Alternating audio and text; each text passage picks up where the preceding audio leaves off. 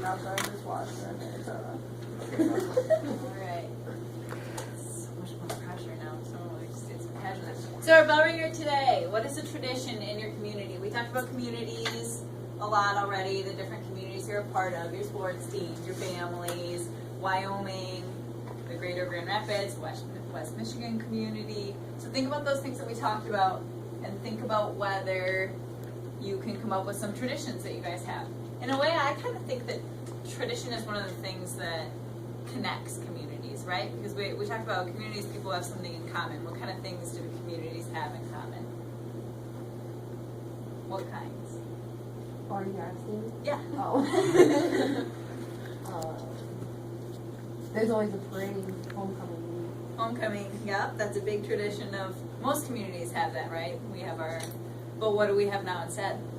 Carnival and the parade. The Yeah. parade done the last few years due to one, more of a Memorial. symbolic reason, and this year was due to weather, which we can't really plan for. Yeah, well, I think they're planning on doing the Parade. carnival instead of the parade either way, weren't they? Well, the No, it's meant parade, to we be do both. like a one block thing now, and it's like Oh, just the instead band. of the full, We don't okay. have like a whole thing we the used floats to. and the decorations. Yeah, so that's interesting. So that was a tradition that we did have that needed to be changed, and that's going to be a good thing to think about as we read and go through the rest of today's lesson. Yeah. The Metro Cruise. What's that? Like the memorial and like right before school starts. It's like the car show. Oh, Like, I'm not old from cars. that area.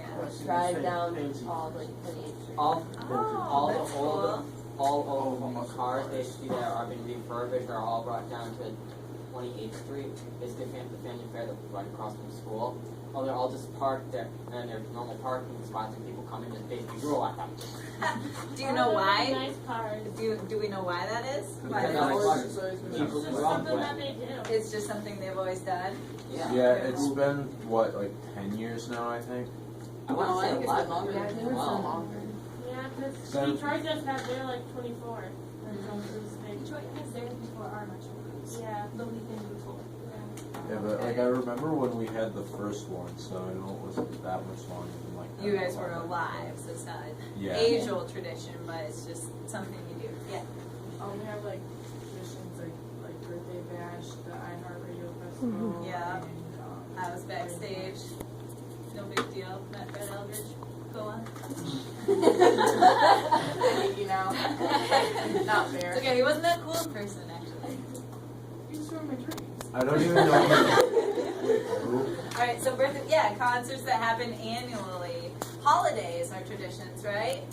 You guys probably, Christmas is a big tradition that most people celebrate in our country, but everyone has their own special Little twist on it. ways that their families do it. Yeah, your family traditions.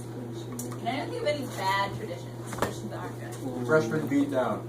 Yeah. It was really fun. Well, I mean that's a good point. It's something that's at least has a negative connotation. It's not necessarily a celebration. It's something negative. We joke about our plume being on backwards for marching band. No, we were asking freshmen with that too. Yeah. Because the plume, you can't put it on backwards. There's a little There's no way thing. to do it, But so every year we'll always tell all of the freshmen, your plume's on backwards. And they always take it off and put it on. Someone else tells them that's on backwards, and it takes them like 9 or 10 times to catch on to, oh, it's reversible. Yeah. So there are some negative ones, some meaner spirited traditions. So good. We're thinking about a lot of good things that are going to be helpful as we look at the rest of the lesson. I'm going to pass around these marshmallows in this smiley bucket. You guys take a few. Don't eat them. They're disgusting. They've been painted in the other hours, so you'll probably get eargun or something. I mean, nice.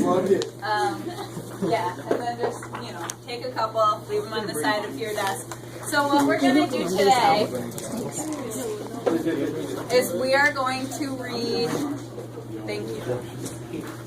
We're going to read Shirley Jackson's The Lottery. Has anyone read it before? I've heard I that. think so. Nope. Okay, if you have read it, don't spoil spoil it for everybody. It's a really good short story.